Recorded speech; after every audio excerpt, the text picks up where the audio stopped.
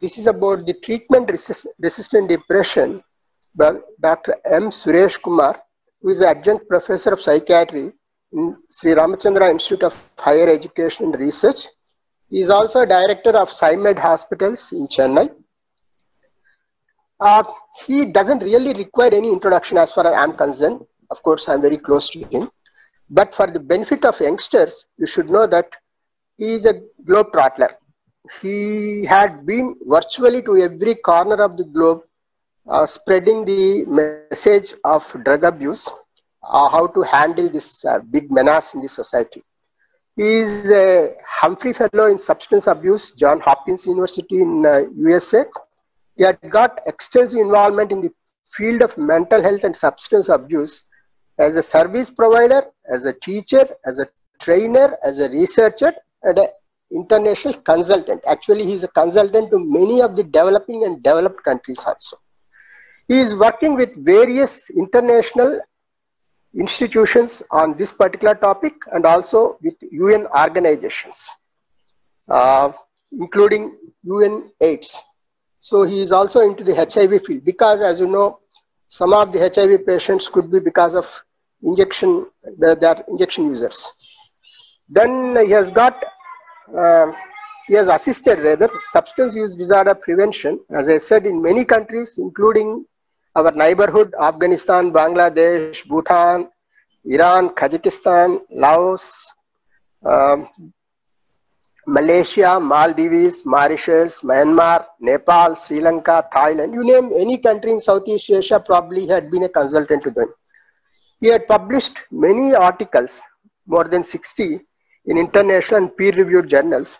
He is on the editorial board of International Journal of Drug Policy as such. So his main area of interest from this brief biodata, whatever I could get, is probably drug abuse. But today he will be talking about a different aspect. After all, he is a clinician like us. And as everybody had been talking about, he is probably one of the prolific speakers who can talk about anything for any number of hours. In that way, probably I adore him for that. Without wasting much time, already I have wasted probably. It's over to Suresh Kumar, sir. Welcome.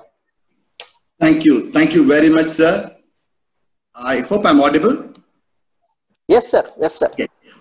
Thank you so much for your kind introduction, my close friend, Dr. Sudhakar, sir.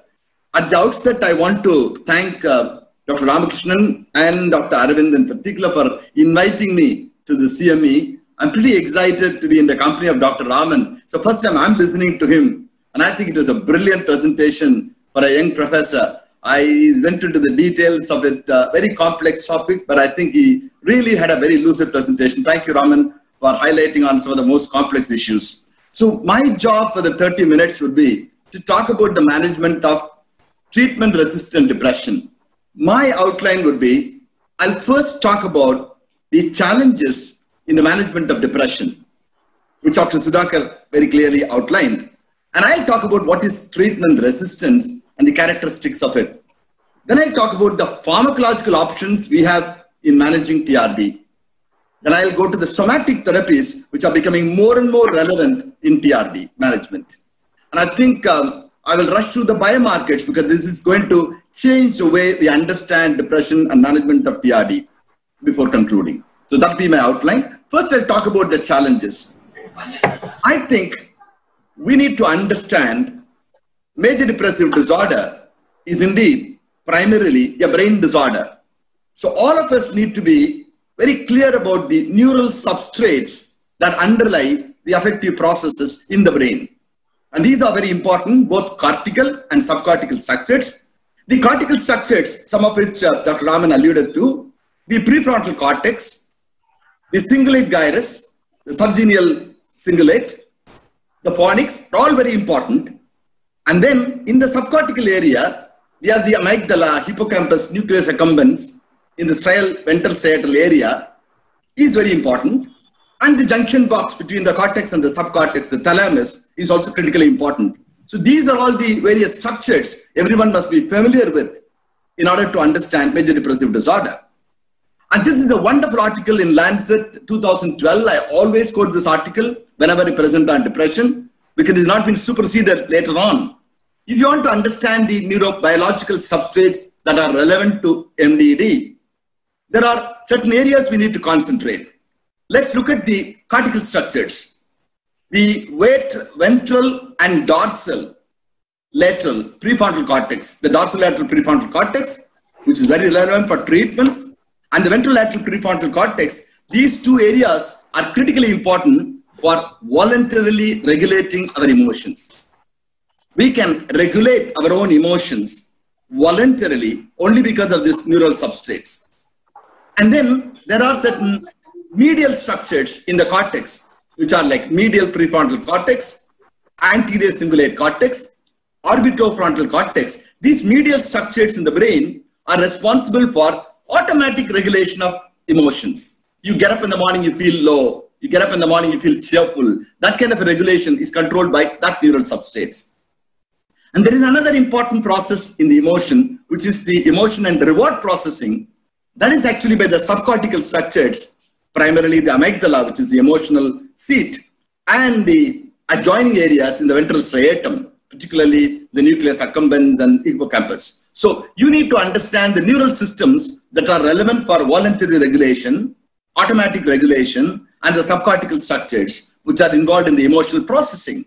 Today, all the management is focused on, the focus is on dorsolateral prefrontal cortex. It's readily accessible through our surface anatomy. It's very easy to figure out the dorsolateral prefrontal cortex. We can target the dorsolateral prefrontal cortex. That's why we can take it as a treatment target. And then it's a very complex disorder. Depression is a very complex disorder. As Dr. Sudhakar said, no two patients are the same. They are completely different symptomatology, yet you make the same diagnosis of MDD. That's the biggest problem that the clinician faces. That's what the patients also come and ask. You diagnose this with my friend who had a different manifestation. You are diagnosing me with depression. I have a very different manifestation. How is it we're all the same condition, suffering from the same condition? So that's a complex disorder because the whole etiology is contributed by many factors. It could be at the gene level. There are certain candidate genes. Particularly, the candidate gene could be anything. It could be a neurotransmitter related, or a neurotropic factor related, or a HPA axis related gene, or it could be a circadian gene. And then at the molecular level, there are neurotropic factors, the pro-inflammatory cytokines, the impaired regulation, dysregulation of HPA axis, which has been traditionally talked about for several years from 1970 onwards in depression. All are very important at the molecular level. And then there are this neural system level disturbances that I talked about, the amygdala, the ventral striatum, the medial as well as the lateral prefrontal structures. So all of this become very important in the neurobiology of depressive disorder. That comprehensive understanding will tell us why all people will not respond to the treatment that we have at this point in time, which is a point that Dr. Raman was talking about, one aspect of it.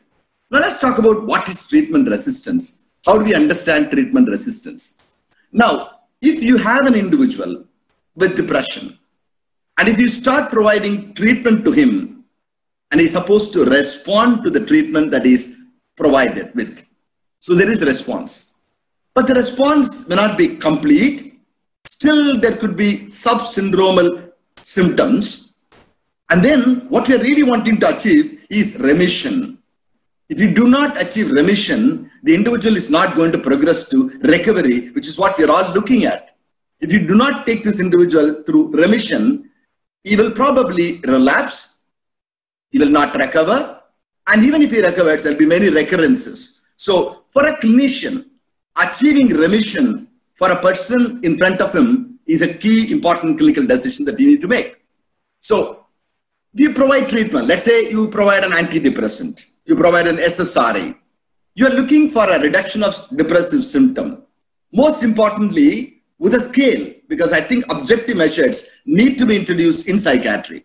Clinical assessment is not going to be accurate. So you use a scale, simple scale, like a Hamilton, depressive rating scale, 17 item. If you have 50% reduction, that really means that somebody is showing moderate level of improvement. But if the person is still having residual symptoms, most of them have residual symptoms. The residual symptoms are the ones which produce the risk of relapse in the individual. They actually contribute to the suboptimal restoration of occasional interpersonal functioning. Because individuals are not only interested in symptom remission, symptom reduction, they are more interested in functioning. The family is more interested in functioning. That could only occur when you achieve complete symptom remission. So your desired outcome in a given patient is first complete symptom reduction. So what is remission? Remission, you treat the individual and the individual exhibits residual symptomatology, but the residual symptomatology is essentially indistinguishable from a person who has never been depressed. So typically a score of 6 or less in Hamilton rating scale, in a 17-item Hamilton rating scale, is taken as remission. There is another way of looking at it. You use any scale. If there is a 75% improvement, you call it as remission. If it is between 50 and 75%, you call it as a response. If it is between 25 and 50, you call it as a partial response. Somebody has not even responded by 25%, you call it as a non-response. This is another way of quantifying it. Okay. Now, what are the challenges with the treatment that we have with the SSRIs and SNRIs and TCAs, what we have? First of all, which is the antidepressant you will select for an individual who's sitting before you with the diagnosis of MDD? Is often the clinician's own choice, is based on his own clinical wisdom, but it is a critical choice that you need to make. Should I give an SSRI or an SNRI, because both are called as first-line antidepressants, or should we straight away ask him, because I think that someone intuitively, I should straight away put him on a TCA? We don't know clearly guidelines for that. And then the antidepressants, whatever that is available in the market at this point in time, a variety of them, all of them, the effectiveness is inadequate, which Tom talked about the SARD trial, how many people actually respond to antidepressants the first time, and even with the 4 consequential treatments. And then antidepressants don't work very quickly. That's why you require rapidly acting antidepressants. Raman was talking about it. Delayed onset of therapeutic action is a big problem with antidepressants, particularly when somebody is acutely ill. Safety and tolerability is another issue. That's why we discontinued with TCAs, and we are looking at other molecules. And drug-drug interactions are critically important, because any given patient sitting before you in middle age and older age has many more comorbidities. You need to give them several medications. So hence, we should be looking at newer strategies to manage depressive disorder. So what is then treatment non-response? You know what is a response. The person has a symptom reduction following treatment, let's say after a single antidepressant. But if you say it is poor enough that there are significant residual symptoms, maybe even 25% only is improved, then you really think that a change in the treatment is called for. That's simple. That's very called as treatment non-response. Or if somebody is a non-responder or a partial responder, you want to change in the treatment. Whereas by treatment resistance, there is no real validated consensual definition. Each author doing a research on treatment resistance comes up with his own definition of what is treatment resistance. Often it's not distinguishable from treatment non-response. The usual definition, which should be a consensual one in the future, should be a failure to respond to 2 trials with 2 different classes. I've tried an SSRI, I tried an SNRI for adequate time and adequate dose, optimal dose and sufficient duration. Still, the person hasn't responded adequately. Then you call it as treatment resistance. So treatment resistance is a critical concept. So whenever somebody has a TRD, you need to clinically evaluate it. Is it simply to do with the diagnosis? I think Dr. Sudhakar talked about there are different types of depressive disorders. So you need to clarify the diagnosis. Is it depression at all first? Are you doing something else? Are we having so many physical and psychiatric comorbidities which is responsible for the poor response? Is it to do with the pharmacokinetics? Not everybody respond to the medication the same way. If you have a family, it becomes sometimes easier. My father responded to, this drug, and I probably start the same drug. Medication dose and duration. I said optimal dose and sufficient duration.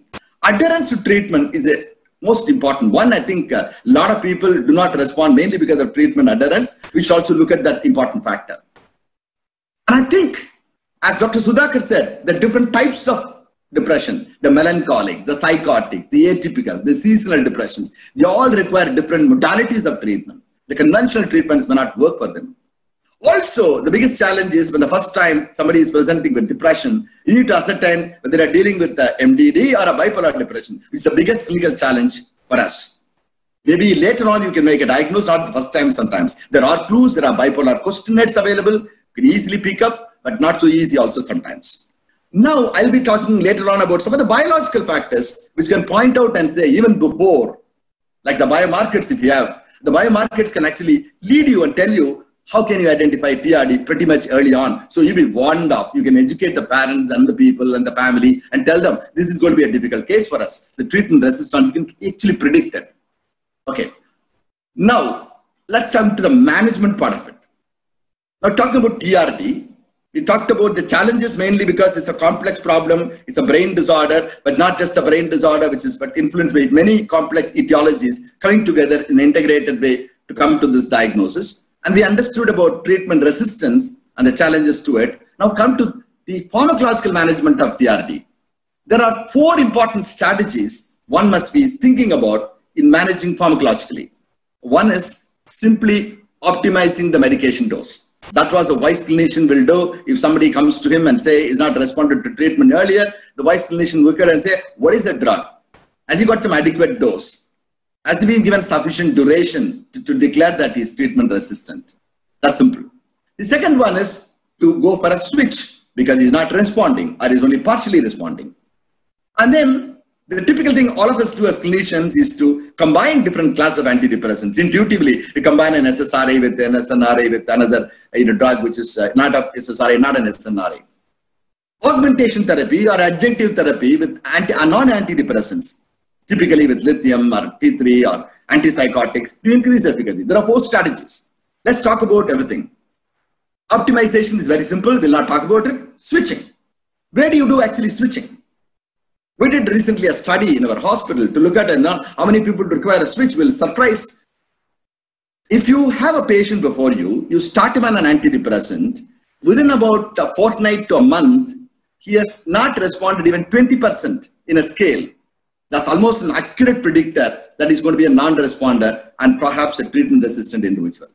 So if you do not see an improvement within a fortnight to 1 month, 20% improvement and less than 20% improvement is only there, a reduction of symptoms is only there, then you are warned and said, this is a good predictor. So this early improvement, if it is not occurring due to other clinical, suppose he is not adhered with treatment or there are other comorbidities, that's a different story altogether. If despite all that, he is having no improvement, then a changement treatment is considered. That's when you consider switch. Okay. So when do you combine? All of us combine, let's say SSRI or SNRI with a dissimilar antidepressant like a bupropion or a mirtazapine, very good combinations. But actually, is there evidence for it? Surprisingly, this often used clinical wisdom is not reflected in the research evidence. So clinicians should be thinking, we may be doing it by practice because my elder seniors did it, other people did it, everybody's doing it. But I think we should also be mindful. There could be other strategies other than combining antidepressants and increasing the side effects of the medication to the individual. We could possibly look at other strategies. So combination may not be really having an evidence, even though it's a common clinical practice. So then the question is, do we switch or do we augment? Where do we switch and where do we augment? The clinical wisdom says augmentation is favored if somebody is partial responder. If there is no response, you need to switch. But if it is a partial responder, you do not want to waste the gain that you have. Because, suppose he has shown some 40% improvement. Explanations. Stop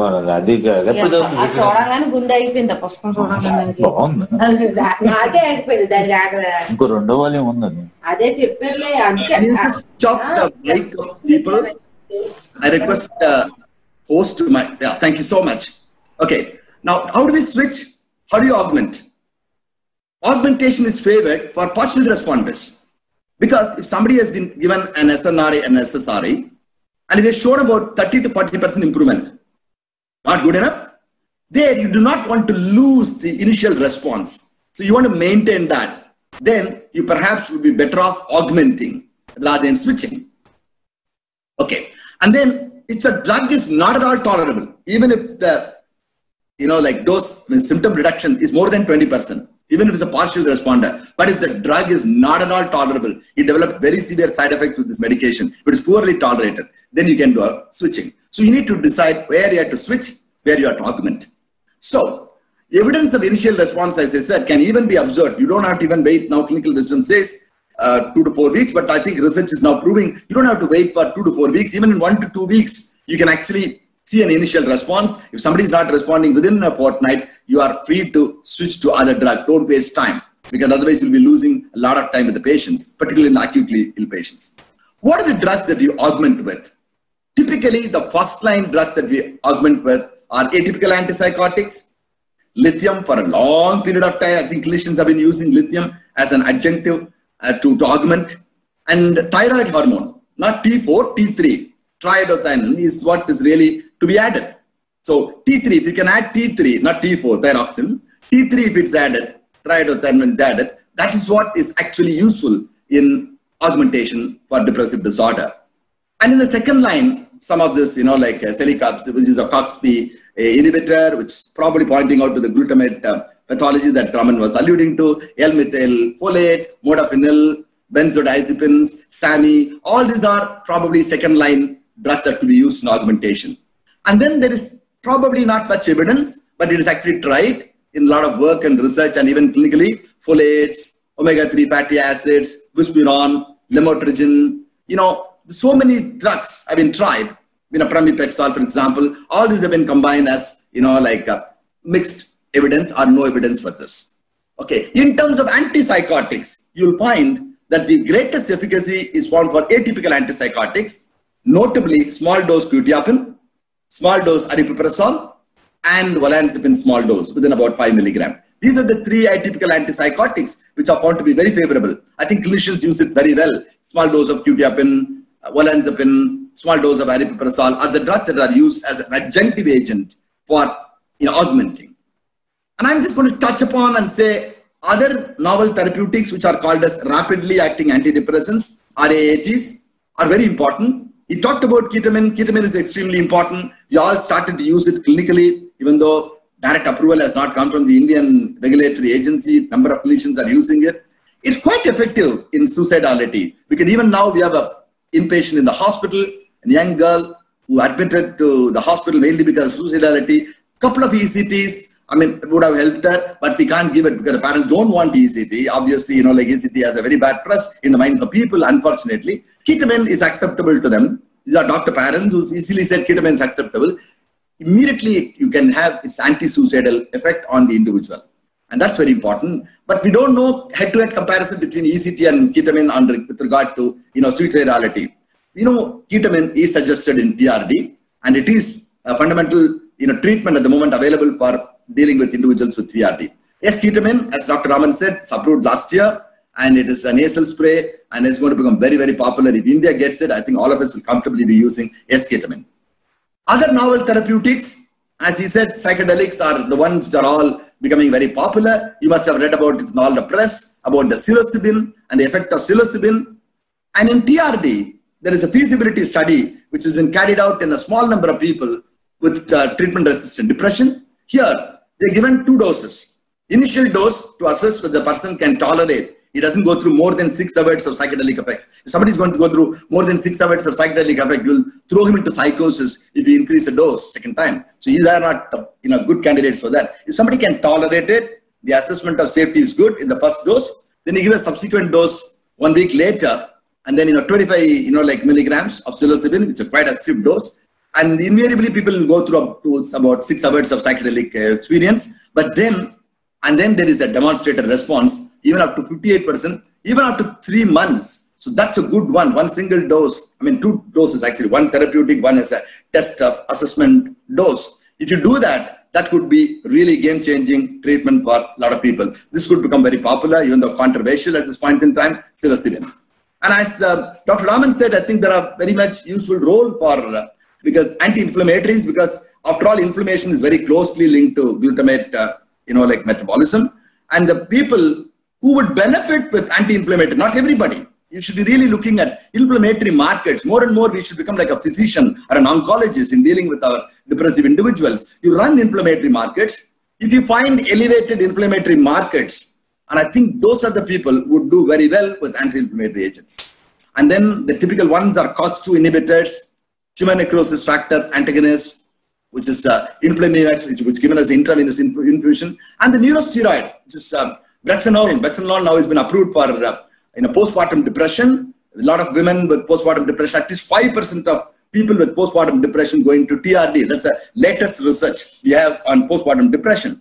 And here, the neurosteroid, brexanolone, which is really, really going to rapidly improve their depression and suicidality. So these are anti-inflammatory agents which will become useful at least in some subtype of individuals.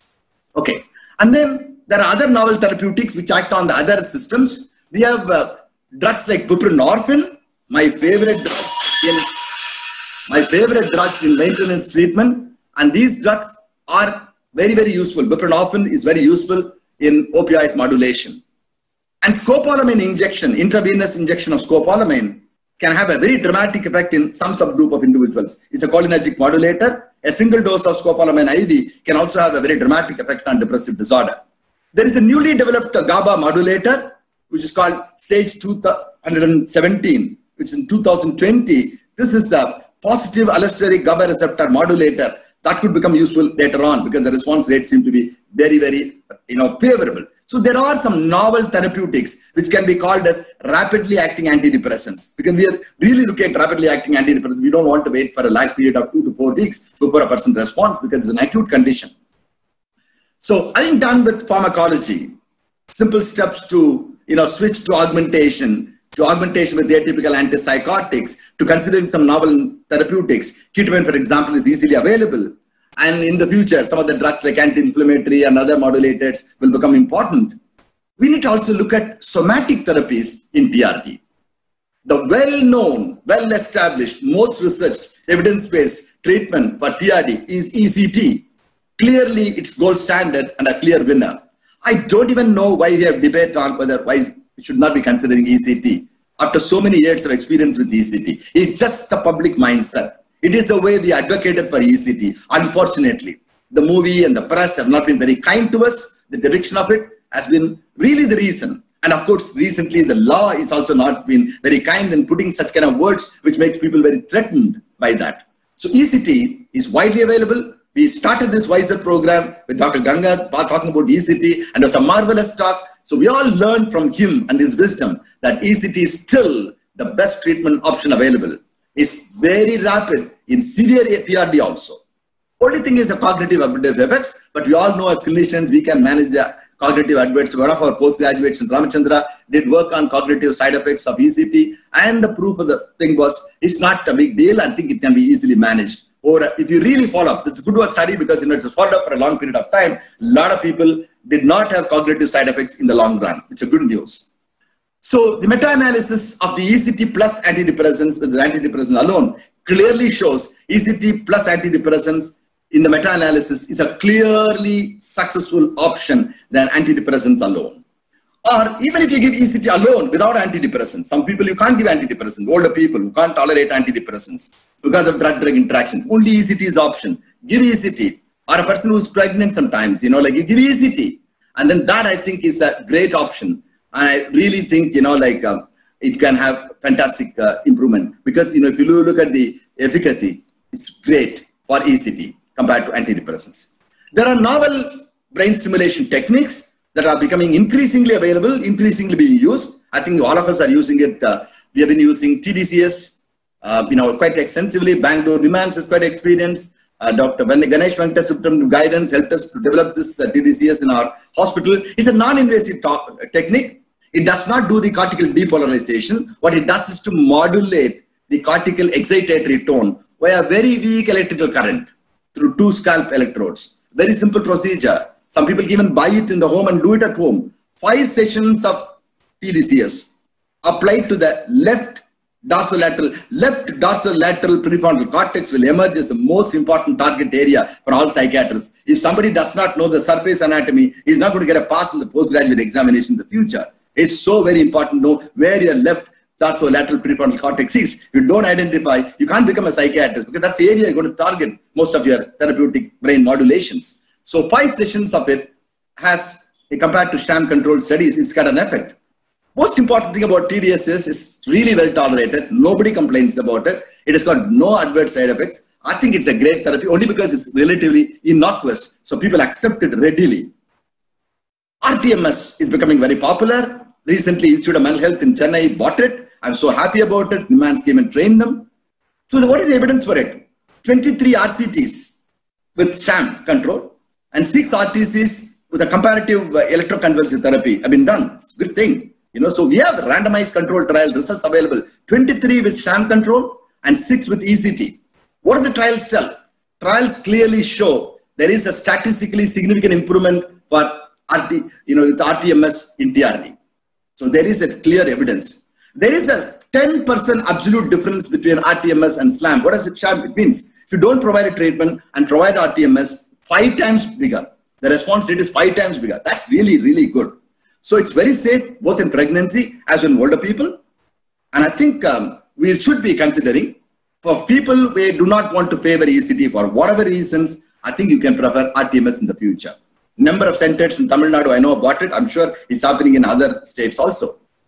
So other kinds of RTMS is getting, modified. Not the conventional one is the high frequency left dorsolateral prefrontal cortex RTMS. That's a conventional one. Whereas you have this deep RTMS, which means you can even target deep subsets by increasing the target stimulus and the focus and the intensity. You can reach deeper regions, which are very relevant in neural substrates that I talked about earlier on. And the theta bus stimulation, again, they can target very specifically some targets or accelerated RTMS protocols. So these are all available. Accelerated protocol means, you don't have to ask a person to come every day. Instead, in a single day, he goes through many sessions.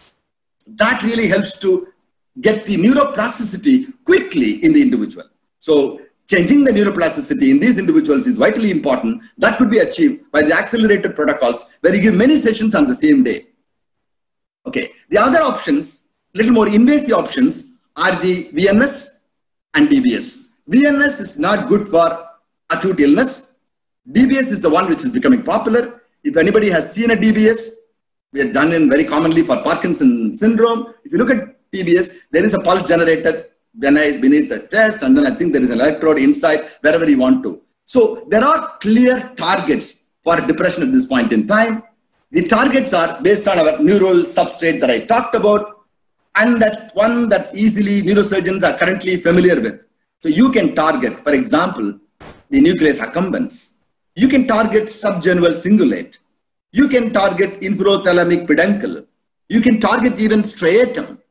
You can target easily lateral hebinura. So all these areas can be targeted depending on the symptoms. You know where the symptoms are, what the symptoms could be related. If you know the neuroanatomy of it, easily you can relate it and advise the neurosurgeon to target that area, and he should be targeting the, DBS. So comparatively speaking, ECT among the somatic therapies is gold standard, just uses general anesthesia, it's good for acute clinical efficacy. RTMS is approved for TRD after the failure of antidepressants and no surgery involved. It's good for acute clinical illness. VNS and DBS, probably not good for acute clinical illness. VNS is approved by FDA. DBS is under consideration. I'm sure they're going to recognize it very fast. I think surgery is required in both the cases. Neurosurgeons will be very happy to take on our cases. Non-pharmacological therapies are also very important.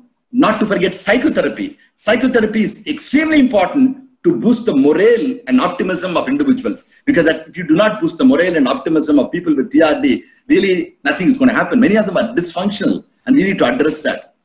I think what is really useful is the cognitive component of it. Cognitive behavioral analysis system of psychotherapy, cognitive behavioral therapy, or interpersonal therapy are now becoming very popular. Mindfulness-based cognitive therapy are all the most effective ones.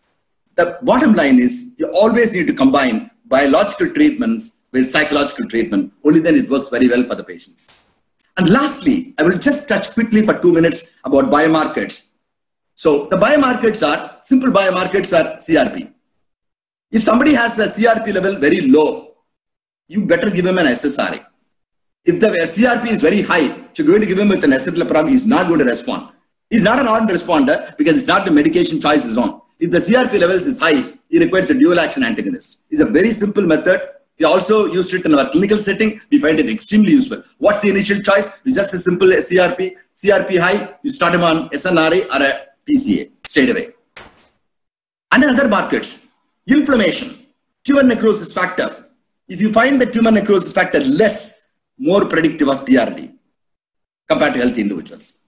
And if you have a plasma level of cortisol and cortisol DHA ratios higher, these are more common in TRD. Simple tests all available with us.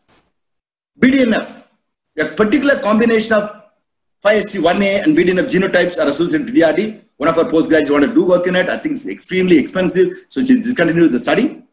Monoamine oxidase, we all know that, some of this dopamine metabolite, like homolinic acid in this CSF, is high in TRD subjects. And what about imaging? If you do a simple structural MRI, in a simple structural MRI, you find a gray matter reduction in the anterior hippocampus. And I think Dr. Raman talked about the importance of toxicity in the hippocampus. Anterior hippocampus reduction, gray matter reduction, is a clinical indicator of, TRD. And in the vascular brain disease, if you have microvascular neuropathies, individuals with microvascular neuropathies, they are more prone for TRD. Or the functional MRI, the network comprising of left amygdala, anterior cingulate, right insula, and precutaneous cortex, that's a dysfunction there. You can easily figure it out in the fMRI. So these are all ways in which you can find out these are the individuals who probably would not respond to your conventional treatment. Finally, in conclusion, I want to say depression is a very complex, heterogeneous disorder, which is actually baffling to some of us. And then many people do have non-remission. And in the setting of non-remission, you do first simple things like re-evaluate the diagnosis. As Dr. Sudhakar clearly pointed out, adherence is critical. Look at comorbidities. Consider simple things like dose optimization, switching or augmenting. These are the straight strategies anybody should employ. Consider novel therapeutics, at least available ketamine. In future, many things will be available. Non-pharmacological treatment, ECT and RTMS are the most robust evidence at this point in time. Combine it with the psychological treatments. Biomarkers will become the game changers because the way we understand it will become very important. We can even predict it earlier on. We will be respected more as physicians in the future. I think the rapidly acting antidepressants will also make us feel more comfortable in dealing with people with TRD. And I think the expert clinician is most relevant in dealing with TRD because his compassion, his way of offering optimism and hope to the individual and boosting the morale of the suffering individual with this lived experience is vital in managing people with TRD. Thank you very much for the opportunity. Thank you very much, sir. Thank you very much, Dr. Suresh. What can we expect from a person like Suresh? You have really lived up to the expectations, sir. It was quite informative, at the same time very lucid and very precise. Thank you very much once again. But before I open it for question and answers, I think one or two things which may be relevant is that we have not yet arrived, like what exactly is treatment resistance. The definitions probably change from clinician to clinician. I think there are at least 2-3 things which youngsters should make sure before they call anything as treatment resistance. One is you have to look at the chronicity of the patient. And maybe the second important issue is, as Dr. Suresh rightly pointed out, it's about the compliance. Maybe third important thing which most of the times we miss is comorbidity. Most of the times we see double depressions. There will be a dysthymia underlying a superimposed depressive episode, and whatever amount of antidepressants you may be giving to these patients, they will never be happy. They will keep on saying that we are still depressed, we are still depressed. Whether to call them as treatment-resistant depression, I don't know really. And at least when we were students, there were intravenous injections of meprotylene, some of the bicyclics and tetracyclics. Those days, apart from tricyclics, we used to promote some of the tetracyclics. Some of them actually have come into Indian market also. I don't know what exactly is the present position of some of these tetracyclic drugs which were given intravenously those time, in that particular time in Europe.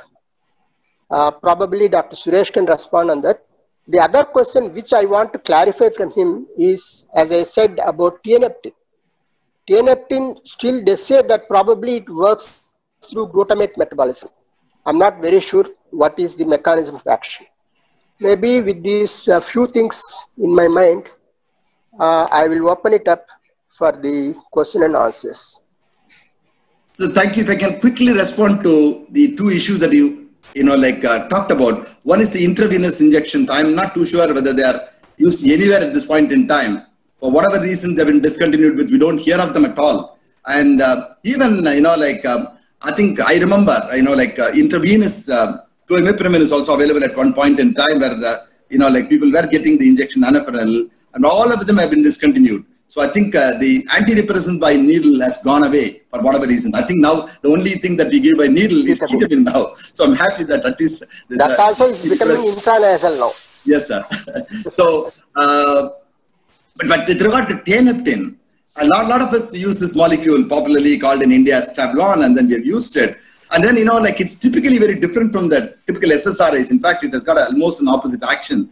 It actually has a very varied mechanisms because, it's kind of a unique one because it's originally I am interested in it because it's an opioid metabolism modulator, but it's a weaker level. It's an opioid metabolism modulator. It acts on the serotonergic. It acts, as you said, on the glutamatergic.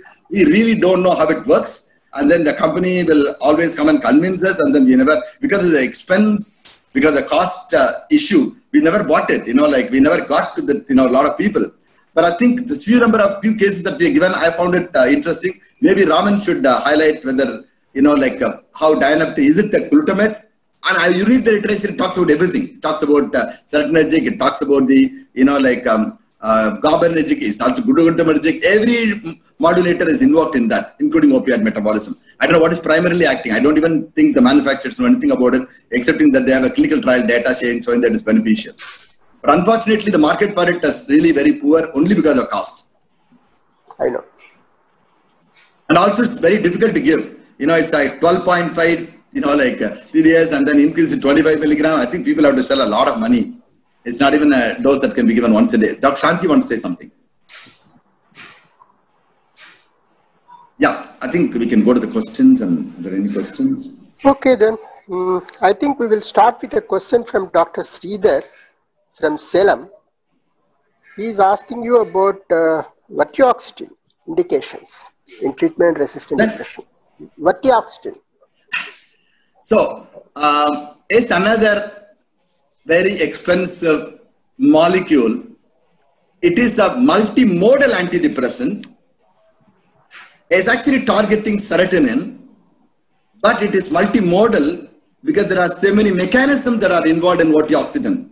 It's not like the typical SSRI, which only have a reuptake uptake inhibition. It has several more actions. And so the multiple actions is supposed to be the beneficial one as an antidepressant. But its role is not been investigated in TRD at all.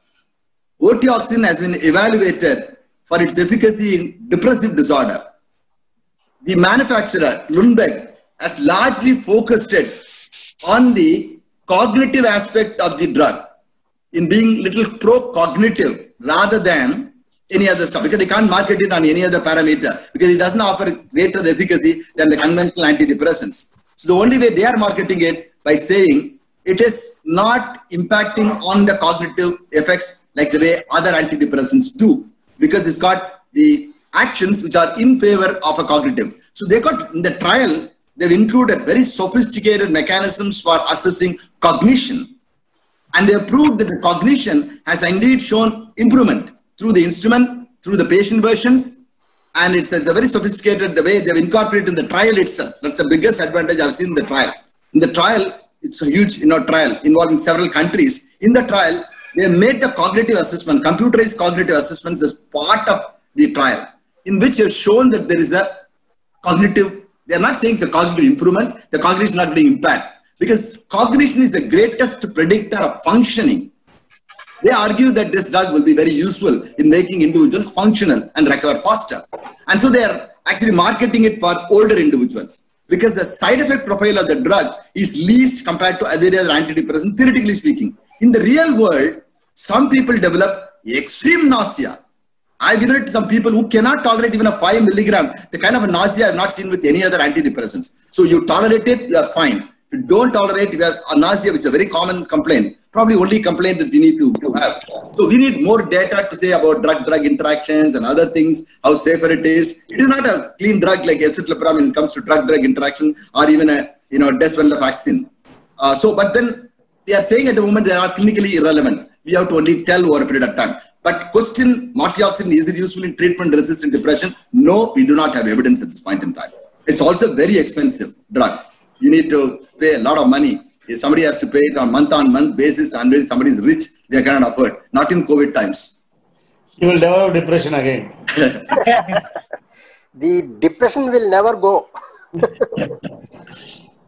Anyway, the next question, as you rightly said about the COVID, the question is from Dr. Srinivas Raju from Vijayawada. He asks, what is the status of GAD and COVID fever panic in relation to treatment-resistant depression? I don't understand this question as such, but I don't know whether you can reply. What I understand is, individuals with a existing depressive disorder, existing depressive having disorder, COVID, in the COVID times, they have an additional comorbid anxiety disorder, which can certainly impact on the management. Certainly, we have seen depressive disorder patients have been maintaining very well, particularly the anxious depressive ones. The people who have a extremely good component of anxiety coupled with depression. I think we don't have we have a subtype in DSM, 5 to say, what is the specifier? Anxious distress. So this individual with the depression with an anxious distress are the ones which are probably going to react very, very negatively during the COVID time. It's an unprecedented crisis. So individuals will tend to magnify the threat, will try to get focus on the threat, will try to, maximize their risk assessment, and so will suffer more. And I think these individuals, more than with medication, I would probably say that, they would be helped with psychological treatments rather than just adding another medication. Because adding medication in the COVID time is also going to be very tricky, like the immune storm that occurs in the individuals, it could be very difficult, even though antidepressants are one drugs which are very favorable. Fluoxamine has got a very positive note, and they are investigating about other antidepressants in the, COVID treatment. We are all very excited when we saw fluoxamine having a role in, managing depression and reducing the severity, reducing the hospitalization. Some good news is finally coming about antidepressants, and the bad press is getting removed thanks to COVID. Sir, next question, I think you have already answered in your talk. This is from Kota Suresh Kumar from Guntur. This is on role of atypical antipsychotics in treatment-resistant disorder. You have already touched upon that. If you want to add anything else. No, I think the treatment of, the adjunctive treatment or augmentation with antipsychotics have been done with every antidepressant. The complex slide that I showed is a slide that really talked about efficacy versus tolerability. Because people discontinue also if the side effects are more. So it's the ratio of efficacy versus discontinuation, which is reflected on the tolerability. What are the drugs that are tolerable as well as efficacious? For example, risperidone may be efficacious, but produce significant side effects. Olanzapine, even though that produces side effects, because of its high efficacy, people still continue with the medication. So things like this, they worked it out in a very complex way. They have arrived and said, small dose quetiapine, small dose olanzapine, small dose aripiprazole are the three antipsychotics which are likely to be combined better in treating treatment-resistant depression. So next question is again from Salem. Dr. Sridhar asks you about the role of trenylcypromine. Maybe he is asking about MAO inhibitors in treatment-resistant depression. I think, that's a great question. I for one believed MAO inhibitors were a good armamentarium. Even today, some of the intelligent patients, while they're on treatment, they'll come back to you and say, sir, why are you not giving this particular drug? I read in the patient group, there are patient groups available in the internet. And then people talk, I've been getting treatment, I've been receiving all these medications, I've not shown improvement. What do I do? And then somebody says, you know what, my doctor, was very reluctant, finally agreed to give me MOI. And then I showed significant improvement. And I think it is a useful strategy. We don't talk about it. In the Western world, MOI inhibitors are very, very unpopular because of this adverse reaction. Like they eat a lot of cheese. We don't eat any cheese in this country. Where is cheese in India? I don't know. If there is good cheese, tell me the address. So I have no idea where the cheese is. So people don't have so many adverse effects. So I think this is a underutilized medication. Even companies do not market it. Even this company which is actually sponsoring our, like the Zoom, they had this and then they never talk about it. We have to pull it out of their mouth sometimes, is there? Yes, sir, it is there, but not there kind of things, So it is a very good molecule. And I think we shouldn't be really, dismissive now. That's a great question. I think not much has been done. It's very sorry state of affair. I think we are also too worried and too preoccupied with the side effects. The 2-3 individuals that I have given, they love the drug because they've shown a lot of improvement. But the only trouble with MOA inhibitors is the switch mania in the so-called bipolar depression is very, very quick. So you have to be very careful in ruling out bipolar depression. That's my only caution, not anything else. I don't really worry about the adverse reaction. I make a diagnosis. I know for sure it is not a bipolar depression. I'm happy to give MOA inhibitor. But I don't know about phenylcypromide, but definitely moclobamide was available in India. Yes, still available. Theoretically still available, but I think treylacipramide is a better drug than moclobamide. People get it through internet, sir. You will be surprised. It is delivered to the house. After all, it's not a scheduled drug. People get it through the internet. My patients who have been on treylacipramide, they actually have a better effect than moclobamide. They didn't tolerate moclobamide, but this drug was very effective. I was wondering why people would not market this compared to moclobamide. Even the research indicates that that is a superior drug. But I don't know, for whatever reasons, companies have not taken it up. Sir, we will try to make your answer short because there are too many questions. Oh, sorry. Most of the questions are directed. You can pick the questions. 1 minute, sir. Sir, you can restrict. Sir, we can restrict to another 2 or 3 questions. Yeah, exactly, sir. Your choice, sir. 3 questions. 3 questions, yes, sir. Very relevant questions I will ask you.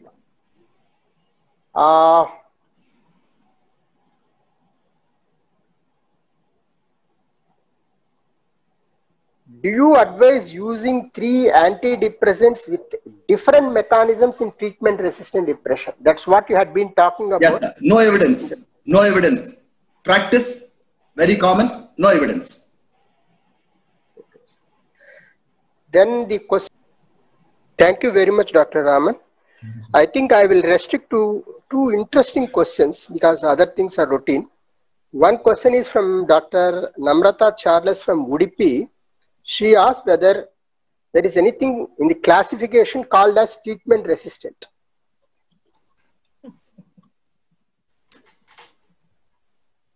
So it's a there is no consensus on treatment resistant. As you rightly said, if you go through what I told in the research articles, 10 research articles, they have defined it. The one that I came up with, the one which has been most quoted, doesn't mean that everybody has agreed on it. 2 trials with 2 different classes with optimal dose and duration is what many people have considered. Most people are confusing with non-response and treatment resistance. That's also another problem. So it's not a really defined concept. Even though there is so much of literature on treatment resistant depression, there is no consensus in the definition. Okay, sir. Then we will move over to the last question. That is the clinical predictors of future treatment resistant depression. Future of treatment resistant depression. Yeah, the future is very simple at this point in time. Clinical features are, really elderly people, people with comorbidities, at times severity of depression, that's controversial, severity of depression, yes and no. 4-3, people with certain genes which interfere with the tryptophan metabolism. And lastly, poor adherent people. And this probably I will, with your permission, I will add one more, sir, yes, which you have not dealt with in detail as such. Probably you have not even mentioned it. That is probably pharmacogenomics. Yes, absolutely right. Right. It's, I think by mistake, it's cut off it's there in the slide, in the original slide. The pharmacogenomics is very important. And lastly, I think we will be able to do that with the biological biomarker. Biomarkers will actually be able to help us to predict. That's where things will change. Thank you very much. Ketamine be available Dr. Shanti, please. Shanti? When will intranasal S-ketamine be available for use in India, sir? That's $1 million question because, even ketamine is not actually approved by the regulatory agencies. You're all giving it off the label, thing. most of the people are giving it are off-label only at the moment. It's not regulated at the moment because ketamine is a little, it's still a scheduled drug, no?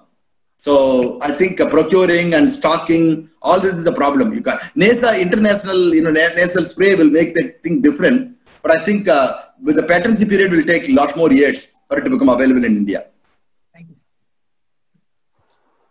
Not only that, sir, even if esketamine is approved, it will be still probably a scheduled drug because I think it has got a abuse potential. Yes. You can't deny that. Of course. Anyway, sir, thank you very much for making this evening very pleasant with very, very constructive deliberations on two important topics related to depression. One is glutamate, the other one is treatment resistance. Thank you very much, both of you, Professor Raman and Professor Suresh Kumar. Thank you so much. It's a real nice chance for me to be with you on this particular session. And I should thank, on your behalf also, the organizing committee of the CME of South Zone, as well as the president and other office bearers of South Zone. Thank you very much, Dr. Ramakrishnan, sir, especially. Thank you, sir. Dr. Lokesh, I just want you to come to deliver the vote of thanks, Lokesh. A very warm good evening to everyone. On behalf of the CME committee, IPS South Zonal Branch, I am happy to propose the vote of thanks. At the outset, I thank the speakers, Dr. M. Suresh Kumar sir and Dr. K. Raman Garu, for readily accepting our invitation to be the speakers for this monthly second Wiser CME. Thank you very much, sir, for the wonderful lecture on the clinically useful topics. I also extend our heartfelt thanks to Dr. T.P. Sudhakar sir for accepting to be the chairperson for this CME in spite of his busy schedule. I thank our president, Dr. Ramakrishnan sir, for his constant monitoring and motivation to make this CME a successful one. I extend my thanks to the chairman, CME committee, Dr. V.K. Arvind sir, for choosing good topics and eminent speakers and showing the way forward for the upcoming CMEs. I thank all the office bearers and EC members for their support. I thank all the esteemed members for their active participation to make this CME a grand success. I also extend my thanks to other CME committee members for their contribution. We extend our thanks to Sun Pharma for their technical support to this CME. And I wish to inform that all the delegates who have registered will be receiving an e-certificate through your mail from Sun Pharma representative. Thank you and good night. Before I just close the session, I just want to make a small announcement from the CME South Zone Committee. So next monthly meeting will be decided depending upon the ANSIPs, and we have already chosen one speaker for next topic. Next CME session is one Dr. Padmavati Madam will be speaking from staff. Director will be talking about something related about the comorbidity of schizophrenia, and Professor Prabha Chandra will be chairing the session. And I'm just picking one more young psychiatrist to talk on the same platform on schizophrenia. So this is just one information to conclude. Thank you very much and good night. Thank you so much, sir. Thank you. Thank you. Thank you. Thank you, Dr. Raman. Thank you. Thank you, sir. Thank you, sir. Thank you. Thank you. Thank you, Dr. Thank you, sir. Sudhakar Garu, thank you. Thank you, all people. Good night. Thank you, sir. Good night, sir. Good night, sir.